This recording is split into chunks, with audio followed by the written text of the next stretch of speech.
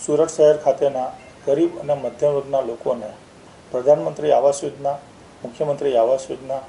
તેમજ પંડિત દીનદયાળ નગરના ફ્લેટ તેમજ આવાસો અપાવવા માટે આ કામના આરોપી મયંક સંજય મિશ્રા નાઓ સુરત મહાનગરપાલિકા ખાતે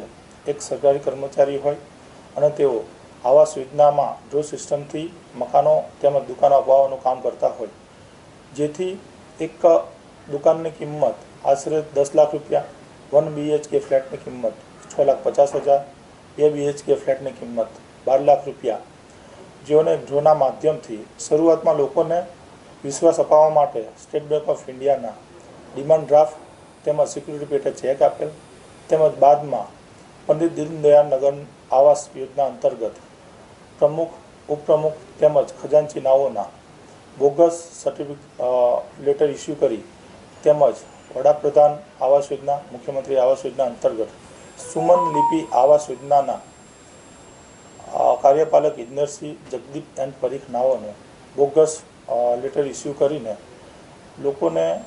આવાસ તેમજ દુકાન તેમજ રોકેલા નાણાં ન આપી આરોપી પોતાનો મોબાઈલ ફોન બંધ કરી અને નાસી ગયેલો હોય તે સંદર્ભે ગુનો દાખલ કરી સુરત શહેર પોલીસ કમિશનર શ્રી અનુપમસિંહ ગેહલોત નાઓએ આરોપીને પકડી પાડવા માટે સૂચના કરતા સંયુક્ત પોલીસ કમિશનર સાહેબ, ક્રાઇમ સાહેબ,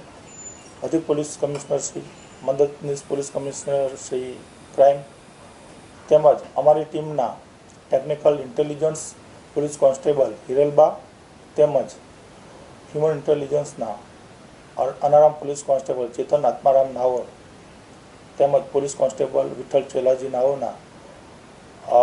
આરોપી વિશે વર્કઆઉટ કરી તેનું લોકેશન દિલ્હી ખાતે આવેલ હોય, જેથી તાત્કાલિક ટીમ રવાના કરી ભારે જહેમત બાદ આરોપીને ત્યાંથી પકડી પાડી સુરત ખાતે લાવી નામદાર કોર્ટમાં રજૂ કરી દિન 5ના પોલીસ કસ્ટડી રિમાન્ડ મેળવી આગળની વધુ તપાસ ચાલુ હોય.